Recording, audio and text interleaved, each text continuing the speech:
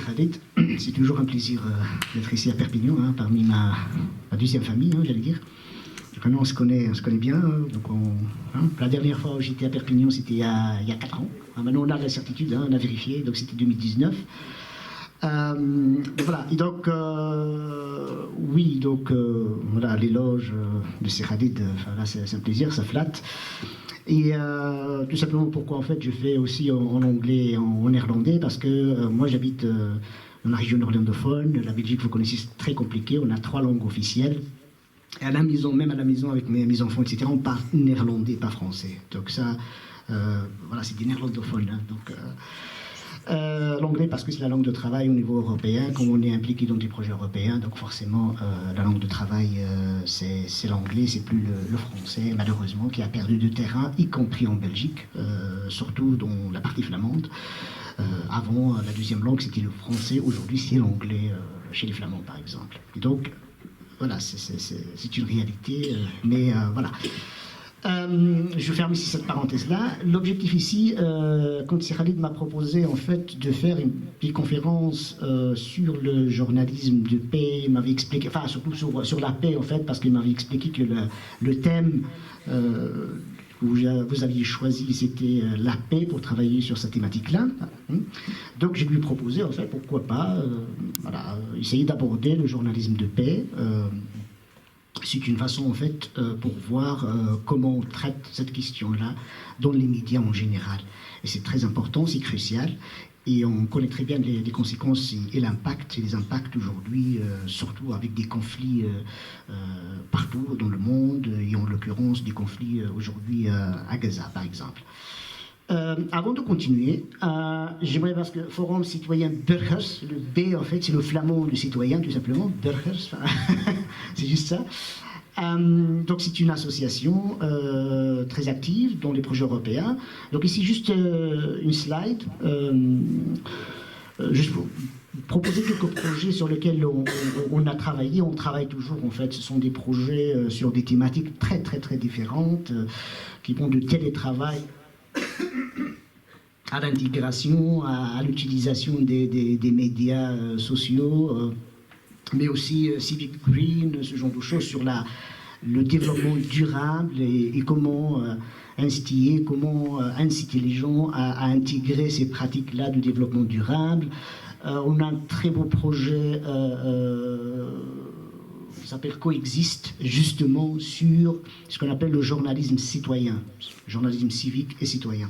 Et donc c'est plein de projets en fait sur lesquels on travaille comme assos, et voilà les résultats, on essaie de les exploiter et on essaie un petit peu de former les gens. Et les former, c'est un mot un peu, voilà, c'est exagéré, mais je veux dire, parce que moi je ne crois pas en fait qu'on est dans une relation où il y a du savoir qui doit être transmis à des gens dans une relation verticale, mais on est plutôt dans une relation de dialogue et horizontale.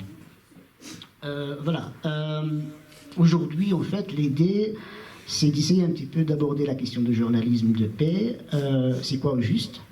Tout simplement, c'est un journalisme qui s'intéresse à la paix, il essaie de promouvoir la paix. C'est un peu, voilà. Et donc, si on dit qu'il y a un journalisme de paix, ça veut dire qu'il y a un journalisme de guerre. Bah, forcément.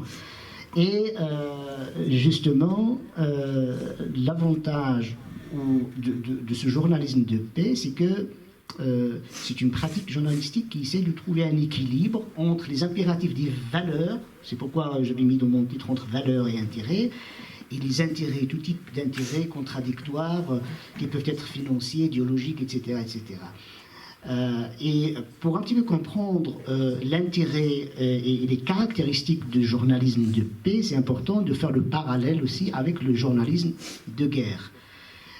En fait, quand on essaye de voir un peu ce que ça veut dire, est-ce que ça existe déjà, parce que c'est une question, est-ce que vraiment le journalisme de paix existe? Bien sûr dans la littérature, dans la pratique aussi, mais on sait bien qu'il y a des influences qui un peu impactent la pratique journalistique partout dans le monde. Et donc on est tiraillé entre la sensation et les faits objectifs. Donc on rapporte pas que des faits objectifs, mais parfois on met un peu plus d'ingrédients pour rendre un petit peu ça un peu attrayant, etc. On joue sur les sensations, les émotions, etc. Parfois, on est entre une contradiction entre les faits à rapporter et l'analyse et l'opinion. Et on confond les deux parfois. Alors, parfois, on présente des analyses, des opinions comme étant des faits, alors que ce n'est pas vrai. Donc, c'est important de comprendre les mécanismes et d'essayer un petit peu de voir un peu comment décortiquer, analyser tout ça. Et puis, il y a l'éthique journalistique, bien évidemment. Et donc là, c'est tout un chapitre. Pour l'éthique journalistique, en fait, c'est un petit peu ce que je mets ici à droite. C'est un peu l'exactitude et la véracité de l'information. Comment vérifier l'exactitude et la véracité de l'information. L'indépendance. L'indépendance par rapport et vis-à-vis des bailleurs de fonds, hein, de l'argent, on va dire ça comme ça, de capital, mais aussi vis-à-vis d'un certain nombre de biais idéologiques, etc. etc. C'est aussi l'objectivité et l'impartialité. On peut ne pas être impartial, enfin on peut l'être, hein, et choisir un camp, mais quand on fait du journalisme, c'est très important de rester objectif. On ne demande pas aux gens de ne pas se positionner, de ne pas faire des choix, mais par contre, il faut rester objectif, essayer de rapporter et de reporter l'information. La diversité et l'inclusion, bien évidemment. Et donc, voilà, il suffit de voir les plateaux télé. Déjà, enfin là, ça donne une idée déjà, même si parfois, j'avais cru comprendre qu'on ne sait plus utiliser le machin de service. Je ne vais pas dire le mot, parce que justement, voilà, parfois on utilise ça comme alibi justement pour juste voilà, présenter une image qu'on souhaite transmettre et renvoyer vers les gens. La recherche approfondie, et ça disparaît, ça commence à disparaître, et ben ça disparaît petit à petit en fait. Le journalisme d'investigation, par exemple, n'existe quasi. Aujourd'hui, vous avez Mediapart, par exemple, en France. Là, ils font de bon travail, mais voilà, les recherches approfondies, le journalisme d'investigation, ben, ça disparaît. Au profit de la sensation, au profit de l'inspontanéité, au profit d'autres choses. Bon, voilà, on ne va pas passer 3 mois à analyser, étudier, rencontrer des gens pour faire un reportage qui va rapporter peut-être quelques centaines de milliers d'euros. Ben non, ils préfèrent un truc qui prend une semaine maximum et ça ramène des millions et des millions. Donc déjà, il y a un problème à ce niveau-là.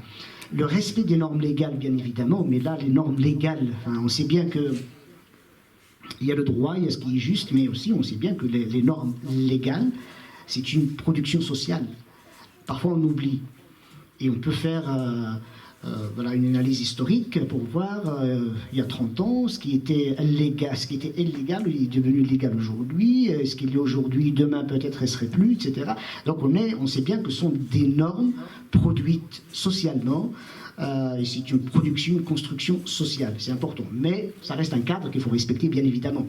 Et donc là, le respect des normes légales, en tout cas, dans chacun des pays, on trouve toujours une loi qui régit toutes les questions journalistiques, etc. Mais bah, il faut se conformer à ça, c'est le minimum. Et la transparence, bien évidemment, la transparence à tous les niveaux, au niveau des sources d'information, mais aussi au niveau du financement. Et c'est important de connaître qui finance qui détient quoi, etc. Ça permet aussi de comprendre. Voilà. Et donc c'est la question de la transparence, ramener à la dépendance financière des médias, puisque aujourd'hui, je vais vous montrer un petit schéma après, et vous allez voir, c'est que la dépendance financière des médias est un vrai problème aujourd'hui. C'est un biais qui est présent et qui impacte le journalisme et les journalistes en général. Donc si on fait le parallèle maintenant, comme je vous ai dit, si on a un journalisme de paix, ça veut dire qu'il y a un journalisme de guerre. Donc on va essayer de faire un parallèle et voir un petit peu les caractéristiques des uns et des autres, hein, brièvement. Le journalisme de guerre, il est orienté, et là je vous invite à voir à l'esprit le conflit aujourd'hui à Gaza. Hein. Ça permet un petit peu de faire des parallèles et de comparer, de comprendre un petit peu les choses. Le journalisme de guerre, il est orienté vers la violence, mais jamais vers le conflit. Parce que le conflit, c'est plus large que la violence elle-même. Et donc, même dans les médias, ce qui est rapporté, c'est attaque de 7, on a tué autant, etc. On est sur la violence, sur le moment, etc., mais pas le conflit dans sa globalité. Donc déjà, c'est une différence majeure. La deuxième, la première caractéristique du journalisme orienté vers la violence, c'est qu'il se focalise sur l'intérieur, sur la zone, uniquement sur la zone de conflit, entre deux adversaires qui sont égaux, quasi, au niveau de la force, alors que ce n'est pas le cas si on fait l'analyse. Et puis, à la fin, avec forcément un vainqueur et un vaincu. C'est une situation, pas gagnant-gagnant, mais à somme zéro. Si vous connaissez un petit peu les jeux, la théorie du jeu de Nash, c'est un peu, on est dans une relation, c'est pas gagnant-gagnant, mais non, il y a un qui gagne et l'autre qui perd, forcément. Et donc, dans le journalisme de guerre, on est dans cette perspective-là. Dans un journalisme de paix, par contre, ce qu'on fait, c'est qu'on explore la formation de conflit. On contextualise, on comprend le comment et le pourquoi. Et on essaie de sortir de cadres, de petits cadres régionaux, etc., pour un petit peu comprendre dans la profondeur historique, mais aussi au niveau géographique et géopolitique. Donc ça, c'est une différence majeure. La deuxième différence, c'est qu'au niveau de l'espace temporel et géographique, au niveau du journalisme de guerre, c'est restreint, comme j'ai dit. On s'intéresse au moment, aujourd'hui, le 7 octobre, etc., etc. Mais voilà, on n'essaie pas de contextualiser, de comprendre les mécanismes qui ont amené les gens à cette situation-là. Un journalisme de paix, c'est dans un espace ouvert, un ton ouvert, où on essaie de chercher les causes et les conséquences, pas que dans la violence elle-même, mais dans la culture, mais au-delà dans l'histoire, donc avec cette profondeur historique. Et puis pour le journalisme de guerre, on est focalisé sur les effets visibles de la violence. On parle des morts, ou des tués, ça dépend un petit peu de qui on parle, oui. Parce que la sémantique et le langage, c'est pas anodin, c'est pas innocent non plus.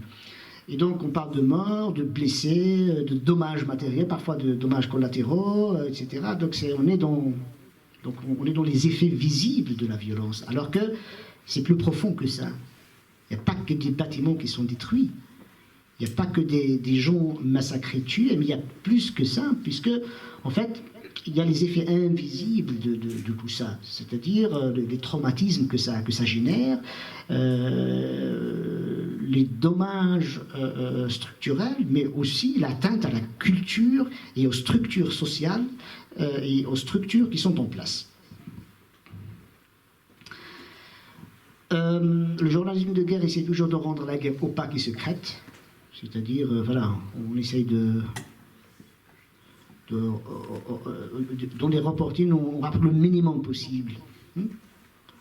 Par contre, dans un journalisme de paix, ce qu'on essaie, c'est d'essayer d'être transparent et de donner la parole à tout le monde, d'essayer un petit peu de vulgariser tout ça et que les gens comprennent un petit peu ce qui se passe. La vision binaire de conflit, c'est-à-dire il y a eux et nous, enfin il y a eux et nous, ou nous et eux, ça dépend de quel côté on se positionne. Et sur base de cette binarité, ce qu'on fait, on crée de la propagande en fonction de ça. Par contre, dans le journalisme de paix, on essaie de donner la voix à toutes les parties, de comprendre. Et donc, ça, vous pouvez faire le parallèle sur les plateaux télé, qui on invite, à qui on donne la parole, etc. Ça, c'est un biais majeur. Donc déjà, la parole, alors d'entrée de jeu, il est restreinte, et forcément, elle est biaisée, elle est orientée, voilà.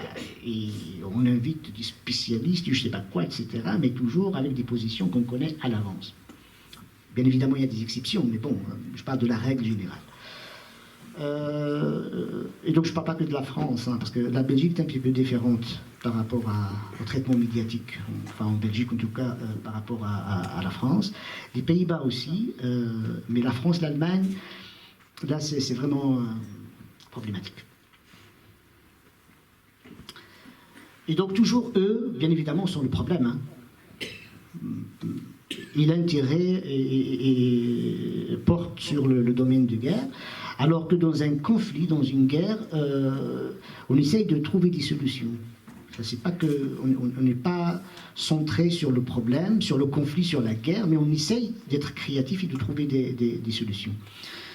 Et bien évidemment, ça c'est les prémices et la condition sine qua non pour commencer un génocide, c'est déshumaniser le camp adversaire. Et si on analyse dans l'histoire, ça s'est passé comme ça avec la Shoah, avec les Juifs, qu'on traitait à l'époque de rats, etc., par les nazis. Pour préparer le terrain, pour arriver à la solution finale, il faut déshumaniser. Déshumaniser, on les traite d'animaux, etc. Ça a été la même chose, si vous vous souvenez, de Rwanda, entre les Hutus et les Tutsis. Et donc on traitait les Tutsis de cafards à l'époque, Radio Colline, si ça vous dit quelque chose, parce que la Belgique est très liée à... Enfin, on a des relations plus fortes, parce que c'est une colonie, ex-colonie belge, comme le Congo. Et donc, des cafards, ils avaient traité de cafards, Radio Colline a joué un rôle dans tout ça. Et donc, pour les préparer le génocide rwandais, déshumaniser, les traités de cafards, etc., etc., etc. Et bien évidemment, ils étaient la source de tous les problèmes. Comme d'hab, c'est comme ça que ça commence. Alors que l'idée dans un journalisme de paix, c'est d'essayer d'humaniser tout le monde. Et humaniser, déjà, ça commence par ne pas les traiter d'animaux, déjà, mais aussi, quand on fait des récits, quand on rapporte les choses, de donner des noms, des images. Et donc, toujours les opprimés, enfin, les laissés pour compte, etc., on les présente toujours comme des chiffres. Bon, c'est jamais des histoires. C'est jamais un tel, une telle, une fillette qui fait, je sais pas, il suit de la formation ou il fait de la musique ou je sais pas quoi, etc. C'est jamais ça. Je parle des mauvais. Mais par contre, le bon camp, entre parenthèses, c'est toujours on essaie d'humaniser, de parler des histoires des gens. On a perdu une telle qui était, je sais pas, il faisait ça, il faisait ceci, cela, etc., etc. Et donc, ça, et donc c'est des chiffres, voilà, c'est des statistiques. Dans un journalisme de guerre, on est dans... C'est réactif, en fait. C'est réactif, c'est-à-dire on attend le moment de la violence pour informer, et pour agir et réagir, et essayer de faire de la sensation. Par contre, dans un journalisme de paix, on prépare déjà, on est un petit peu proactif, on essaye déjà d'informer avant même que la violence apparaissent et essayer de construire déjà des solutions avant même qu'on arrive au problème. Parce que voilà, ça, c'est l'adage, je veux dire, classique, c'est toujours vaut mieux prévenir que guérir. Donc voilà. Donc c'est ça la différence entre les deux. Si on s'intéresse un petit peu maintenant au journalisme de guerre, au parallèle journalisme de guerre de paix, on voit bien que le journalisme de guerre, c'est orienté vers la propagande. On est dans la propagande. Par contre, le journalisme de paix, il essaye en tout cas de raconter la vérité. Et bien évidemment, il n'y a pas de vérité absolue. Ça, c'est pas à vous que je vais expliquer ça. Mais au moins une vérité objective sur le terrain. Alors que le journalisme de guerre, non, c'est de la propagande.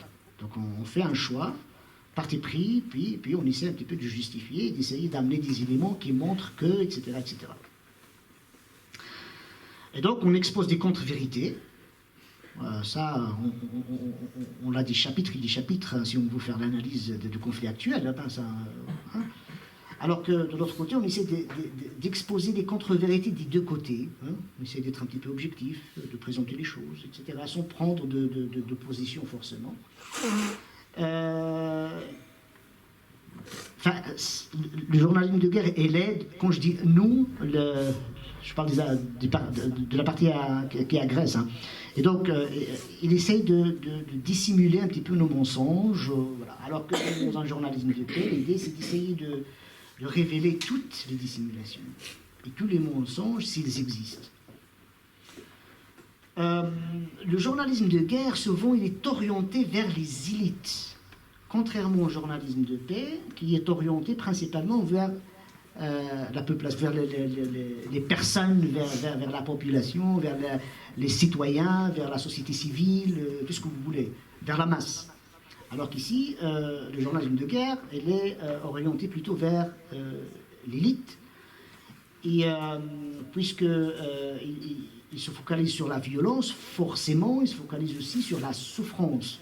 Donc ce qu'on essaie de montrer, c'est la souffrance. On souffre, on a souffert, etc. Ben voilà, c'est un peu ça. Dans un journalisme de paix, on essaie de présenter toutes les souffrances. Parce que dans une guerre, tout le monde souffre. Ben, c'est une réalité. Et donc, un journalisme de paix essaie de présenter toutes les souffrances, et sont égales, indépendamment des positions, je veux dire, idéologiques, des positions morales, etc. etc.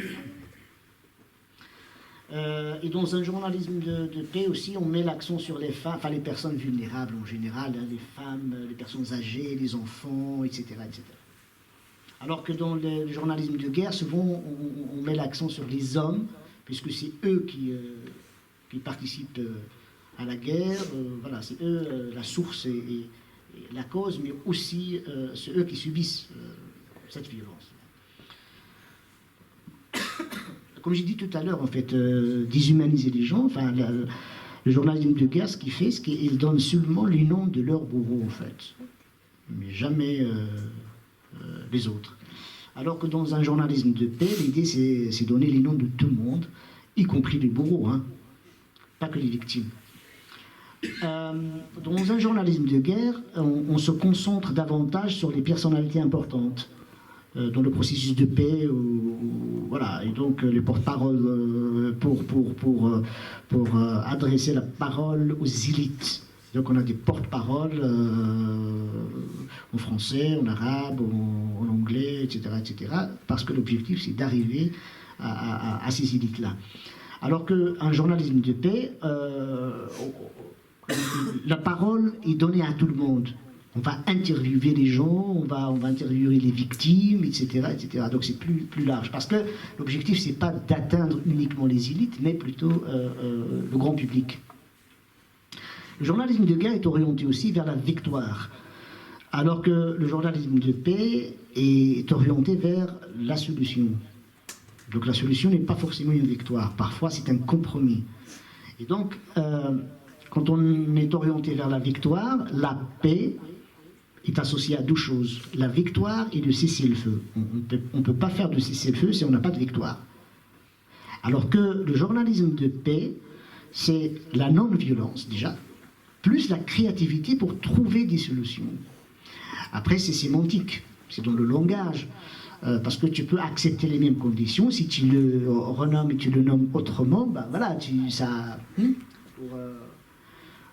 pour un petit peu se justifier, et ne pas être humilié, etc.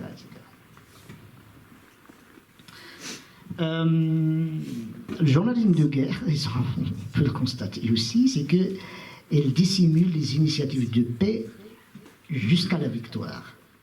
Tu ne parles jamais de ces parce que voilà, jusqu'à ce qu'on vienne de puis on va parler des initiatives de paix. Alors que dans un journalisme de paix, on commence par ça, en fait. On essaie de mettre en lumière d'abord les initiatives de paix pour prévenir l'intensification de la violence. Le journalisme de guerre, on se concentre sur les traités, les institutions, le contrôle de la société. Bien évidemment, les traités et les institutions qui nous arrangent. Le droit international, par exemple, est utilisé en fonction un petit peu des intérêts de ce qu'on veut justifier. Alors que dans un journalisme de paix, on se concentre sur les structures et sur la culture de la société, pas uniquement sur les traités. Et en plus, pour les traités, c'est sujet à interprétation. Un petit exemple, par exemple, est-ce qu'on peut traiter, parce que le génocide rwandais, par exemple, tout le monde était d'accord, mais aujourd'hui, quand on parle de nettoyage ethnique, génocide ou pas, etc., mais au niveau juridique, c'est une discussion, des médias, par exemple, des plateaux de télé. Qu'est-ce qu'ils ont fait? Ils ont invité un spécialiste, on connaît déjà sa position, pour dire bah non, juridiquement, c'est pas un machin. Alors que, à côté, il y avait 800 juristes spécialistes dans le droit international qui avaient signé une pétition pour montrer en fait qu'il s'agit déjà d'un nettoyage ethnique, ça c'est clair, et qu'on pourrait le qualifier de génocide. Mais on invite le monsieur qui a cette position-là, pas les 800 autres. Et donc, voilà, c'est un choix éditorial qui montre un peu la situation. Et donc, on se concentre sur les traités, les institutions, etc., quand ça nous arrange, bien évidemment, et sur le contrôle de la société. C'est une sorte de filtrage, on filtre un peu l'information. Il y a toujours la possibilité de retour au conflit ouvert, en fait. Hein. Si les anciennes tensions s'embrasent, bah, on revient à la case départ, la case zéro. Alors que dans le journalisme de paix, c'est entrer dans une logique, un processus, résolution, reconstruction, réconciliation. On prend le cas de Rwanda, par exemple, c'est le cas. Hutu-Tutsi, aujourd'hui, bah, c'est le processus qui avait été suivi. Il y avait des massacres, du génocide, etc. Mais aujourd'hui, ils cohabitent ensemble. Et d'ailleurs, parce que nous, on a des idées un petit peu fausses parfois sur ces régions-là, c'est des pays développés, entre parenthèses. Enfin, c'est pas l'Afrique qu'on avait dans... Voilà.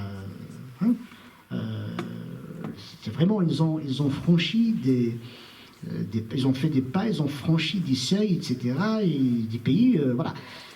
Au niveau démocratie, etc., ben on peut en discuter. Mais quand même, quand on les compare avec des pays nord-africains, par exemple, ben, ils ont vraiment avancé énormément. Et ils sont sortis d'un génocide. Donc, voyez. Et donc, on est dans une logique où on s'intéresse à résolution, reconstruction et réconciliation. Alors que dans une logique de journalisme de guerre, on est plutôt dans... Voilà, c'est ouvert, c'est perpétuel en fait. Hein. À chaque fois où il y a un élément qui déclenche la guerre, le mécanisme, la violence, hop, on revient à la case zéro et c'est reparti. On sait bien que ça fait 75 ans, 75 ans que ça dure. Hein. Donc,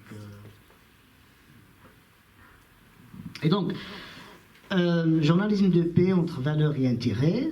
En fait, il y a un certain nombre, si on peut s'intéresser un petit peu, prendre un peu de temps pour s'intéresser un petit peu aux causes qui illustrent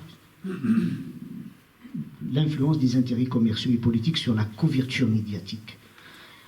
La première chose, c'est la propriété des médias. C'est un vrai problème aujourd'hui, parce qu'il y a vraiment des conglomérats, c'est un contrôle de ces médias-là qui fait qu'on arrive à n'entendre qu'une seule voix dans différentes langues, en fait. Mais c'est une seule voix. On raconte la même chose, le même récit, la même histoire. Pourquoi? Parce qu'à la base, les propriétaires ont décidé, pas forcément décidé de cette façon-là directement, etc. On n'est pas dans le complotisme, mais quand même, c'est un mécanisme qui se joue à tous les niveaux, dans des structures sociales, etc., et le contrôle qui fait que... Et donc, je vous invite à scanner, si vous avez vos GSM, l'heure de coucher, pour ceux qui étaient hier, c'est pas encore l'heure de coucher des appareils, hein. En fait, c'est juste pour vous montrer un schéma après, difficile à lire, comme ça vous avez accès directement, c'est un truc de monde, c'est le monde qui le fait. Si vous êtes intéressé, sinon je vous montre après le lien, qui montre juste en fait la propriété, qui détient quel...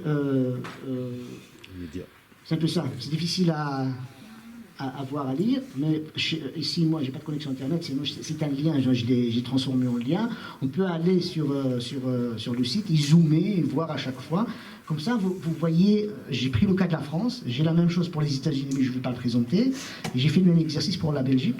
Mais ça, c'est le monde qui actualise chaque année, en fait, la propriété, qui est propriétaire de tel... vous allez voir, hein, de grandes familles... voilà, qui détiennent... il y a l'État français qui détient un certain nombre de médias, mais c'est pas énorme. Hein. France 2, 5, etc. Mais vous voyez, la plupart des médias, ça vous donne une idée un petit peu de cette réalité-là. Et j'ai essayé de faire ici une petite synthèse, hein, quand vous regardez, malheureusement il n'y a pas tout qui apparaît, mais j'ai le problème ici, hein, c'est même sur donc le Vincent, enfin Bolloré, hein, ça on le connaît, Vivendi, qui contrôle Canal+, CNews, C8, Gala, etc., Femme Actuelle, etc., etc. Arnaud Lagardère, hein, 317e fortune de France. Contrôle Lagardère, elle-même contrôlée par Vivendi, qui est actionnaire majoritaire, et contrôle RFM, Europe 1, Paris Match, le Journal du Dimanche, Bernard Arnault, hein, première fortune française, et LVMH, hein, la mode et compagnie. C'est le groupe Les Échos, le Parisien. Et donc le Parisien, aujourd'hui en France, Les Échos, bah, c'est Bernard Arnault. La famille Mon, c'est des Allemands, hein, en fait, qui détiennent RTL Group, M6, W9, Fun Radio, etc. Xavier Niel, l'Obs, Le Monde, La Vie, Télérama, Courrier International. Et Martin Bouygues, TF1, LCI, c'est le groupe TF1. Patrick Drahi, hein, là c'est... Hein, voilà. Et la famille Dassault, hein, avec le groupe Dassault qui contrôle le Figaro. Ben, le Crédit Mutuel, c'est une institution, donc c'est pas une personne. Voilà. Donc vous voyez, hein, donc, le schéma que vous avez scanné, là, vous pouvez aller zoomer et voir qui détient quel avec les pourcentages, etc. Ça vous donne une idée un petit peu de paysage médiatique en France. Et donc ça c'est un biais majeur. Parce que détenir des médias, c'est-à-dire imposer une ligne éditoriale. J'ai fait le même exercice pour la Belgique. Chez nous, c'est pas différent non plus. Hein. Sauf ici, c'est des organisations et derrière, il y a des Richards belges, des familles voilà, comme Nolf, etc. Donc on a 3 groupes en fait qui détiennent quasi la majorité des médias en Belgique. Mediahuis, c'est la maison des médias, hein, c'est flamand. Donc il est présent en Belgique, mais aussi aux Pays-Bas et en Irlande. Il détient quasi voilà, les journaux, le Standard, het Nieuwsblad, Gazette van Antwerpen, het Gentenaar, het Belang van Limburg, Metro, Nostalgie Radio, Energie België, Zimo, etc. Il détient des télés, et il détient même des sites de recherche d'emploi. Comme Vroom pour les voitures, Jobat pour les jobs, etc., etc. Et vous voyez, il détient quasi tout, enfin Mediahuis. Vous avez aussi DPG Media, ils sont présents en Belgique, aux Pays-Bas et au Danemark. La même chose, VTM, de 1 à 4 plus Kids, hein, c'est flamand. Q Music, Joe, RTL TV, voilà. Donc vous voyez, les journaux, la même chose. Et donc les principaux journaux néerlandophones, c'est le Standard et le Nieuwsblad, les deux là. Et puis De Morgen qui est là, le matin, De Morgen. Enfin, ils sont détenus par des familles. Et puis Rolarta, qui détient 50% de Medialand, qui est, elle, détenue par Mediahuis. Vous voyez la complexité de bazar. Et donc Rolarta, ils détiennent aussi Knack, le Vif l'Express, belge, hein, parce que je pense qu'il existe aussi Express France, mais ici on parle de la Belgique. Trends, Tendance, à chaque fois il y a 2 parce qu'il y a la version flamande et francophone. Canal Z et Sport Foot Magazine. Donc, vous voyez, donc tout le paysage, 3 structures qui détiennent tout ça. Pour les valeurs et intérêts, il y a le problème des publicités, parce que c'est un biais aussi qui impacte le journalisme et la vérité journalistique. Et si j'ai pris le cas de la France, hein, c'est les chiffres de l'EREP, en collaboration avec France Pub et Kantar. Donc vous voyez un petit peu, quoi, c'est quand même un chiffre d'affaires de 16 milliards d'euros. C'est énorme.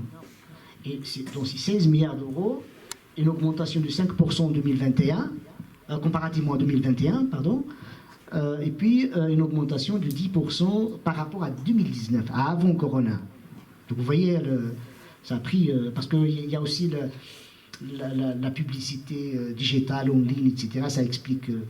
Et puis, dans tout ça, on a 5 médias, 5 médias, la télé, les journaux, etc., qui font un chiffre d'affaires de 7,2 milliards d'euros, avec une augmentation de 2% et une diminution par rapport à 2019 de 3%. Ça, c'est la tendance, parce qu'on va plus sur le digital et pas sur les médias classiques, TV, etc., etc. Et donc, vous voyez, ça, c'est un enjeu. Parce qu'avoir sa part, ça permet la pérennité, la survie et la rentabilité de l'organisation, des entreprises, des organisations. Et récemment, vous avez suivi certainement le problème de Elon Musk, avec la plateforme Twitter, X, du groupe qui ont refusé de faire des publicités chez lui parce qu'il avait fait des déclarations un petit peu qui avaient été jugées déplacées, etc. Ça, c'est l'impact. Et il a perdu presque 40-50% de ses moyens, enfin, de publicitaires. Et donc, vous voyez un petit peu l'enjeu aussi. Ah bah, vous dites de mal de nous, bah, ok, ça va, hop, on coupe le robinet. Ah, c'est bon. Donc ça, c'est vraiment un enjeu majeur aussi. Alliance stratégique. Là, généralement, c'est des alliances entre les groupes, entre eux, comme j'avais expliqué, qui dit tiens, quoi, et qui, etc. Enfin, entre eux, voilà, ça impacte aussi les positions. Les compromis éditoriaux, ça, ils sont parfois, surtout les rédacteurs en chef, à faire des choix éditoriaux pour des raisons idéologiques ou d'intérêt ou pour d'autres raisons personnelles. Ça aussi, c'est un biais majeur. Ce qui nous ramène aux biais, en fait, qui sont derrière et qui expliquent un petit peu ces tendances-là. Donc, bien évidemment, le biais idéologique, mais quand on l'annonce, en soi, c'est pas un problème. C'est-à-dire, un parti socialiste qui défend le socialisme, il crée un journal, etc., il défend ses positions, voilà, c'est l'évidence même. Sauf qu'aujourd'hui, on est sorti de cette logique-là. On n'a plus quasi de journaux, de partis politiques, etc. Tout a été racheté par le capital. Et donc, avant, on avait encore Le Monde, etc., qu'on pourrait qualifier du journal de gauche, etc. Mais maintenant, avec le capital, il n'y a plus de frontières entre tout ça. C'est devenu le même. Et donc, voilà, le biais idéologique en soi, ce n'est pas un problème, mais il faut le connaître, il faut le savoir. Le biais de confirmation, et là, ça concerne et les journalistes, mais aussi ça concerne les récepteurs de l'information, puisque souvent, ce qu'on fait, en fait, on essaie de chercher les structures ou l'information qui nous confirme dans ce qu'on croit, ce qu'on pense déjà. Le biais de sélection de sources. Sélection de sources, c'est-à-dire que il y a un biais et on choisit des sources spécifiques et on ne présente pas toutes les sources existantes. Un biais de présentation statistique. Donc dans les statistiques, ça c'est un phénomène un petit peu classique, je veux dire, il y a 10% des gens qui sont contre telle chose, alors qu'en réalité c'est 90%, c'est 90% qui sont pour. Et donc le fait de présenter l'information aussi, ça joue un rôle majeur. Et c'est trompeur parce que on peut utiliser les statistiques comme on veut, quoi. Il y a un biais régional, c'est que souvent on est amené à préférer une région au détriment d'autres, une zone géographique, pour des raisons affectives, pour des raisons professionnelles, pour des vies personnelles, peu importe. Et donc on essaye de privilégier des régions. Il y a un biais régional qui intervient. Il y a un biais de proximité aussi, parce que souvent les gens qui nous sont proches, culturellement, même géographiquement, etc., on se sent toujours un peu proche d'eux, et donc quand on présente l'information, forcément, on s'assimile. Enfin, c'est comme nous, quoi. Voilà. On essaie toujours d'une façon indirecte à trouver des excuses à ce que les... D'ailleurs, les discriminations, etc., dans les sociétés en général, c'est un peu, on est dans cette logique-là. Et ça nous arrive dans la vie de tous les jours, par exemple, de voir le même fait hein, dans les transports publics, etc., mais qui est jugé différemment en fonction de la personne qui commet, on va dire, la petite erreur, par exemple. Un enfant qui pleure, par exemple, qui pleurniche, etc., dans les transports en commun, si c'est un peu basané, ben voilà, vite on est dans l'éducation, etc. Si c'est un peu, voilà, enfin l'échelle, voilà, un peu différent, ben, là on commence à trouver un petit peu des excuses, etc.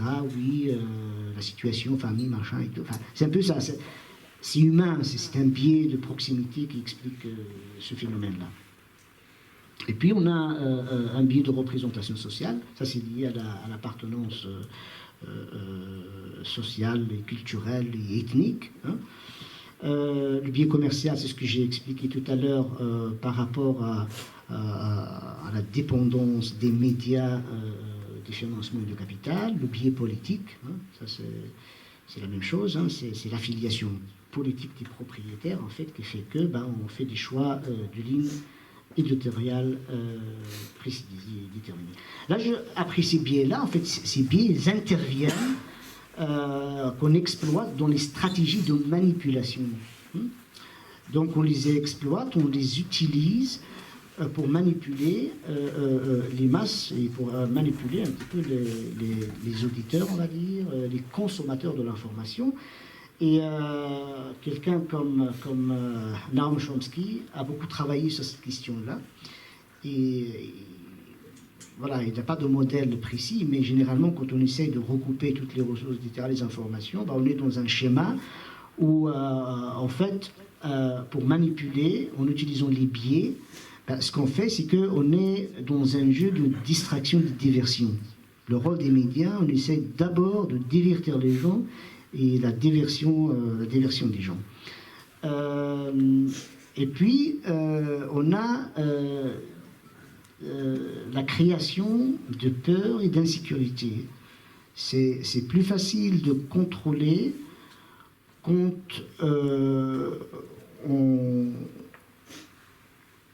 crée la peur par rapport à voilà, une maladie, par rapport à tout type de problème. Donc, ça permet de contrôler, de manipuler facilement. Et puis, il y a l'appel émotionnel. C'est que on joue souvent sur les émotions. Donc, on n'est pas dans la logique, on n'est pas dans l'analyse rationnelle, mais plutôt on joue sur l'émotion, parce que l'émotion, ça nous exempte de réfléchir, etc. Et donc on met l'accent sur les émotions. Et donc souvent dans des films, etc., il y a toujours, quand il y a des images où il y a des parents et un enfant qui décède, etc. Enfin voilà, c'est toujours, ça nous touche plus, surtout quand on est parents nous-mêmes. Et donc on joue sur cet aspect-là d'appel émotionnel. Et puis on joue sur les stéréotypes. Tout à l'heure, on a parlé des stéréotypes. En fait, un stéréotype, c'est une généralisation simplifiée. On qualifie un groupe, peu importe une appartenance géographique, on va dire les Catalans, ou les Corses, ou les Arabes, etc. On stéréotype, puis on généralise d'une façon simplifiée. Et une fois qu'on a fait cette simplification, il y a beaucoup de chercheurs qui ont travaillé cette question-là de lien entre les stéréotypes, les préjugés et la discrimination. Parce que, en fin de compte, la discrimination, c'est au bout de la chaîne. C'est que ça commence par des stéréotypes, de façon globale, généralisée, etc. Et puis, les préjugés, on essaye en fait de taxer des individus. Parce qu'ils font partie du groupe machin, on sort le stéréotype, alors ils sont comme ça. Donc on est dans on n'est pas encore au stade de racisme, parce que là on est dans un jeu, voilà. Et puis, on passe à l'étape suivante, discrimination, quand vraiment on passe à l'acte, à l'action. On est discriminé quand on va chercher un emploi. On est discriminé quand on cherche un logement. Et là, on subit cet impact-là. Et donc c'est un peu ce jeu-là des stéréotypes qu'on essaie d'utiliser.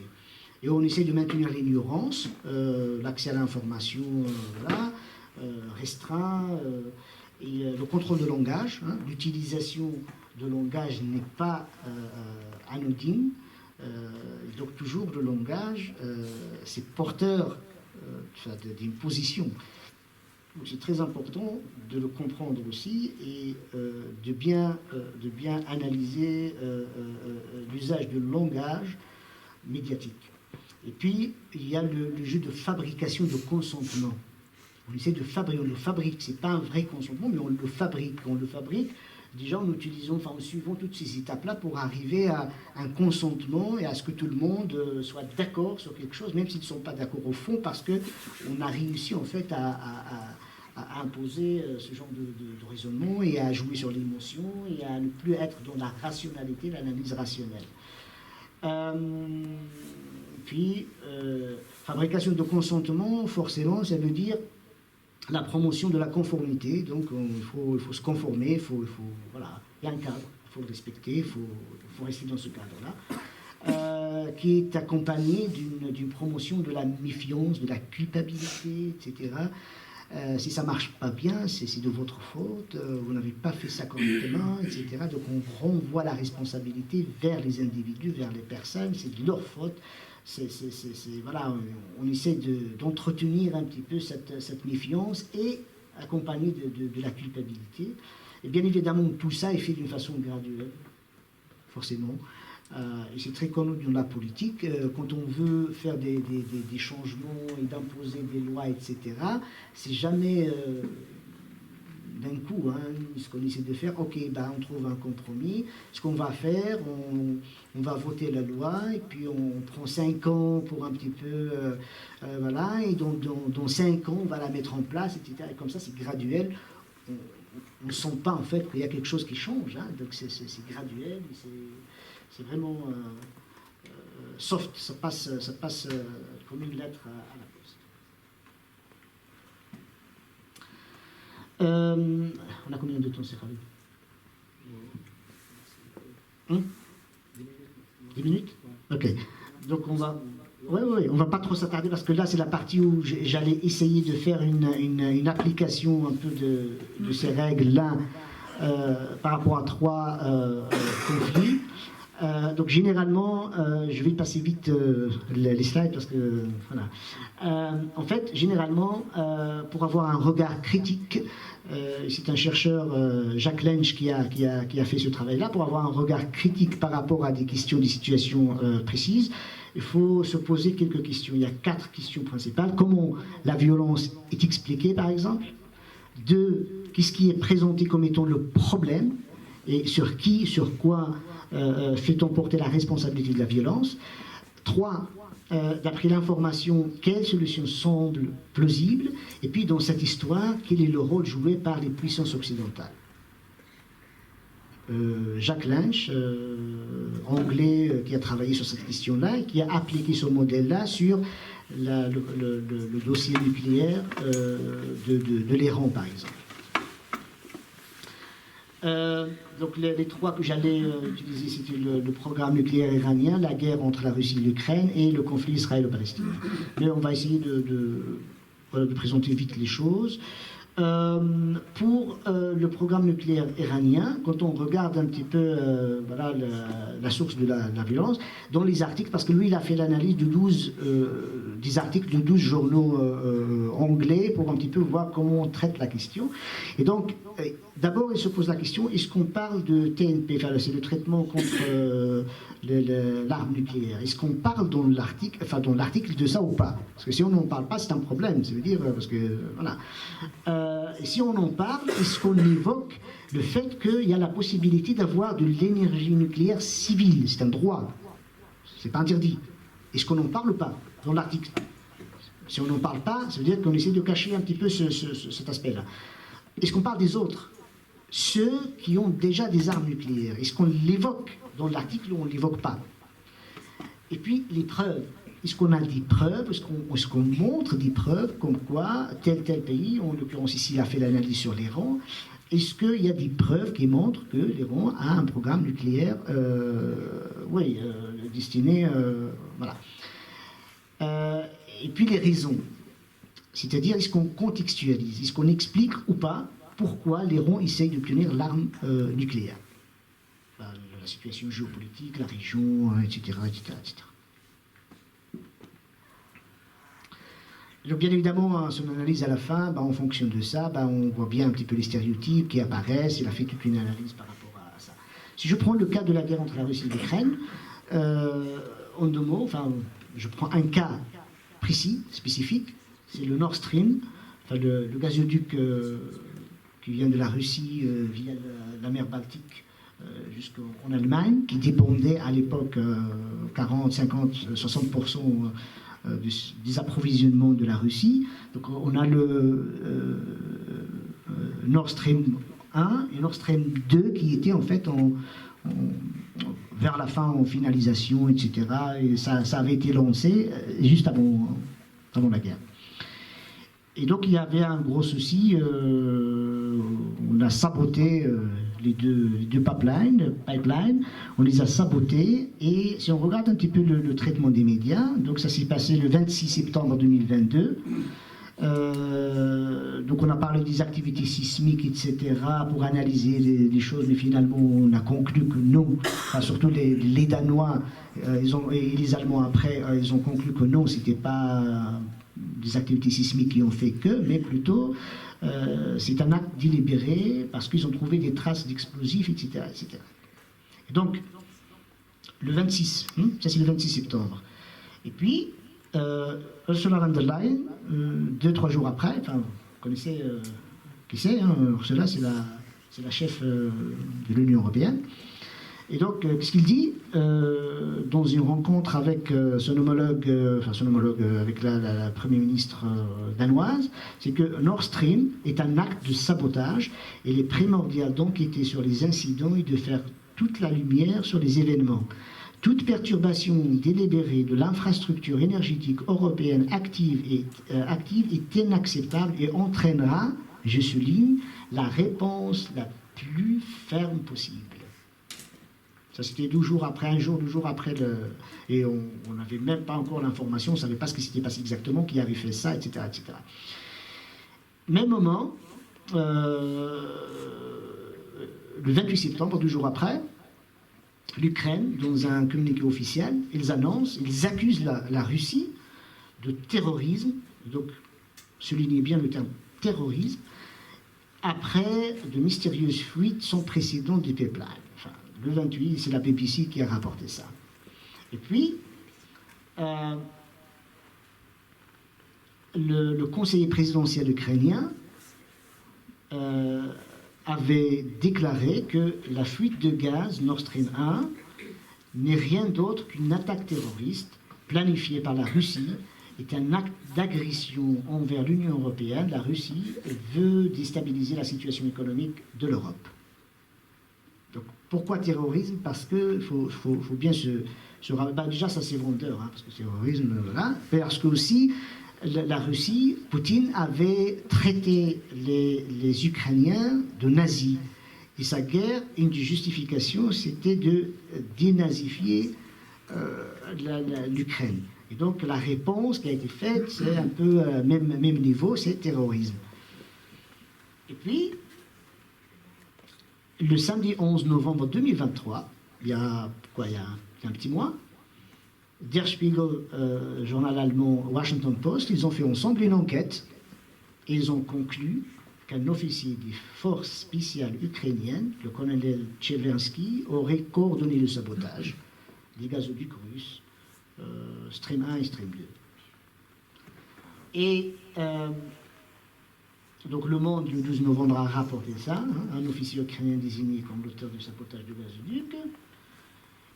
Et The Tide en Belgique, c'est un journal belge, le 10 juin 2023, il rapporte qu'ils avaient reçu des informations via des services, une source anonyme, etc., qui avait expliqué que déjà la CIA avait informé les services secrets belges que des Ukrainiens avaient saboté, c'est eux qui avaient saboté le truc, le gazoduc. Donc là, on est le 10 juin 2023.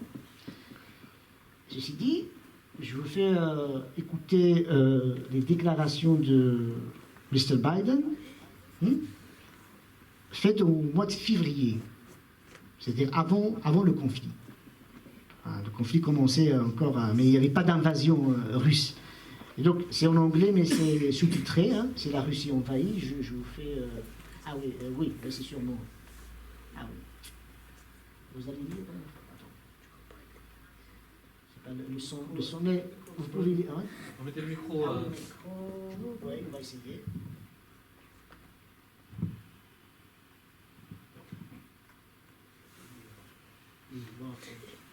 On lui laisse le hein? Alors, Ouais. Non, je préfère écouter l'anglais. En fait, tout simplement, elle dit en fait.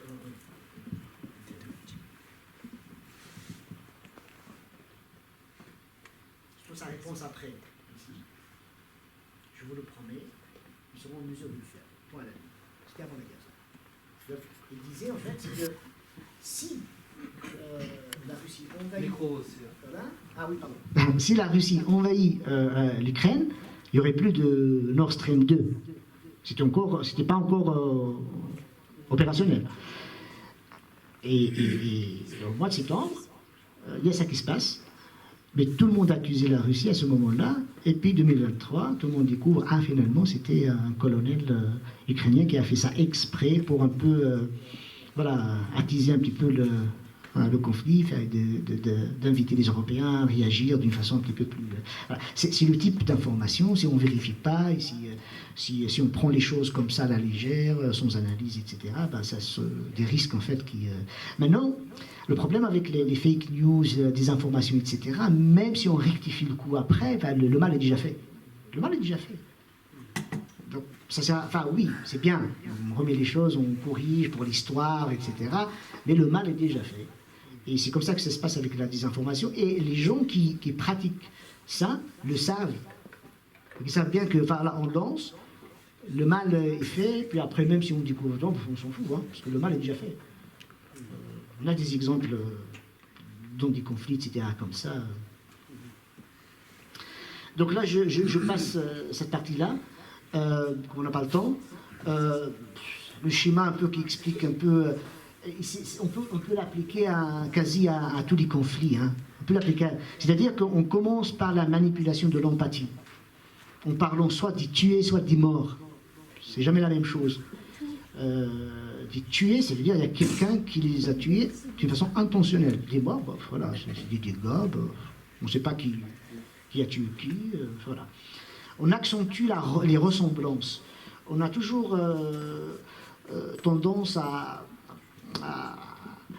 justifier, à être solidaire avec ceux qui nous ressemblent, et donc on parle de victimes, de festivaliers, on raconte des histoires, etc. On a dit non, hein, dans les médias, comme si on les connaissait il y a 30 ans, un tel, machin, voilà. Et donc on joue sur l'émotion, la compassion, hein, j'avais expliqué tout à l'heure. On a un jeu de condamnation sélective. On utilise le droit international quand on veut, par rapport à la colonisation, etc. aussi. Là, il y a un traitement géométrie variable. Et puis, il y a un droit sélectif à la parole. Si on analyse différemment les choses, ben, l'apologie au terrorisme, déjà, voilà, hop, d'entrée de jeu, on ne sait rien dire, même si on essaie d'analyser, de comprendre. Mais là, d'entrée de jeu, il y a un droit sélectif à la parole. Déjà, il y a un filtrage à l'entrée. Est-ce que tu accuses les Russes? Est-ce que tu condamnes les Russes? Tu dois condamner les Russes avant de continuer sinon, si tu ne condamnes pas les Russes, bah, non, bah, ton discours ne passera pas. Et puis la criminalisation, alors qu'on est dans l'opinion. Hein. La criminalisation, ce sont les actes. Si tu passes à l'acte, on condamne tous le terrorisme, etc. Mais si tu passes à l'acte, là c'est problématique. Mais par contre, dans l'analyse, une opinion n'est jamais un délit. Donc voilà, on analyse, on essaie de comprendre, on fait les liens, etc. Mais même ça, à un certain moment, on ne sait plus le faire parce qu'on est dans une relation un petit peu plus émotionnelle. Voilà. Et puis on assimile souvent les gouvernements à la population. Les positions de gouvernement, on considère que c'est les positions de la population, donc il ne faut pas être contre, parce que sinon on est contre la population. Ça aussi, c'est un jeu qui est... comme ça, le sujet devient tabou, en fait. On ne sait plus en parler, parce qu'il y a un risque de division, parce que, etc. Alors qu'une démocratie, à la base, c'est quoi une démocratie? C'est des avis différents, c'est des opinions différentes, et puis... c'est l'argument, c'est l'argumentation, et on essaie de trouver un compromis, une solution, etc. etc. Et puis, la fameuse stratégie de déshumanisation, on parle de cadavres, bâtiments détruits, visages, pas de nom, ou on donne des noms, etc. Et donc ça aussi, ça contribue à la manipulation. Donc ici, les stratégies de manipulation, je ne vais pas le... oui, c'est ça dans l'échange, un petit peu. C'est juste une synthèse un petit peu de ce que j'ai dit, hein. Les théories de complot, etc. Je termine avec ces stratégies-là, ces 6 stratégies-là, en fait, qui sont utilisées souvent, surtout dans les médias sociaux, dans les jeux de manipulation et de désinformation. C'est que souvent, les personnes qui sont derrière les écrans, il y a l'impersonnalisation. On ne sait pas exactement qui est derrière, et qui parle, et qui écrit, etc. C'est une façon, et les gens utilisent ça, parce que si on connaît les personnes, etc., tu fais une petite analyse, une petite voilà, puis tu trouves la personne, tu vois la crédibilité, etc., etc. Les émotions, on joue énormément sur les émotions, on charge un petit peu les émotions et ça facilite un peu le contrôle de la manipulation. On discrédite les gens, les adversaires, sur des questions personnelles. Parce que si on essaie de les discréditer sur des questions de leur vie personnelle, bon, après c'est facile. Ah ouais, mais bon, oui. Alors ces avis politiques, analyses, machin et tout, ça tombe à l'eau, hein, automatiquement. Et donc on s'intéresse toujours à sa vie personnelle, ce qu'il a fait, ce qu'il n'a pas fait, etc., etc. Et puis hop, après, une fois dans les discrédits, bah, ses avis politiques ne comptent plus, ses analyses ne comptent plus, etc. C'est une stratégie aussi qui est la polarisation. Généralement, les extrémistes en général, ça les arrange. La polarisation, c'est qu'on essaye d'avoir des positions, des pôles, vraiment, c'est une notion de physique mathématique, hein, pour les gens qui ont fait de la physique mathématique, mais on l'utilise dans la politique, la polarisation, c'est-à-dire on a 2 pôles, et ça facilite facilement le... Voilà. Et donc les extrémistes, ça les arrange d'avoir ce genre de polarisation dans la société, parce que c'est facile pour contrôler les gens et pour faire passer des choses facilement, même parfois le faire renoncer à des libertés, à des droits, volontiers même. Et puis il y a le complotisme, les théories de conspiration. Bien évidemment, le complotisme, parfois c'est un mécanisme psychologique. Le complotisme parce que c'est facile en fait. Ah oui, ils ont fait ça, ça. Ah oui, parce qu'il y a derrière les machins et tout, c'est eux, ils contrôlent, machin et tout. C'est facile, c'est psychologique. Ça nous évite d'agir, réagir, d'analyser. Bon, non, si eux, machin, bon, bien, tranquille. Voilà. Alors qu'en réalité, ce qui se passe parfois, c'est pas forcément planifié. Non. Parce qu'il y a des intérêts qui convergent, qui font que ces gens-là ont la même vision, le même intérêt, etc., etc. Et donc, c'est pas forcément, ils sont dans un coin, dans une chambre, à comploter, etc., etc. C'est une convergence d'intérêts qui fait que, et donc quand on fait une analyse, on pense que oui, nous, il y a des forces qui gèrent le monde, machin, et tout. Voilà. En tout cas, ça, c'est une façon aussi de voir les choses. Le trolling. Enfin, le trolling, on peut traduire ça par un peu, c'est des gens qui viennent sur le net pour polluer un petit peu les débats. Voilà. Ils sont là, leur objectif, c'est que faire capoter le débat, en fait. Qu'il n'y ait pas de débat, de discussion entre pairs, etc. Et donc ils viennent comme ça, ils dérangent tout le monde, ils lancent comme ça des... C'est le trolling, sur le net. Il y a beaucoup de gens qui le font. Voilà. Ça, c'est un jeu pour découvrir ces 6 stratégies. Vous pouvez le scanner, vous le jouez après. Malheureusement, c'est un jeu qui existe en plusieurs langues, en anglais, en néerlandais, en farsi même, en hindou, mais pas en français. En arabe aussi, mais pas en français. Donc voilà, vous pouvez vous amuser à le faire. En fait, c'est un jeu très simple, facile, mais très intéressant, qui vous montre ces 6 stratégies-là. Vous jouez le jeu, il vous pose des questions, vous êtes rédacteur, vous êtes quelqu'un qui veut influencer les gens, etc. Il vous pose des questions, vous faites des choix, et puis il vous explique, ah bon, c'est bon, etc., pour avoir le maximum de followers, etc. Et ça, voilà, ça crée un peu ces réflexes-là. Voilà, vous pouvez le jouer après, si vous voulez. Voilà. Et avec ça, je conclus, c'est ma conclusion, et un gros merci pour l'attention. J'espère que ça vous a permis de voir un petit peu plus clair. Et voilà, un gros merci.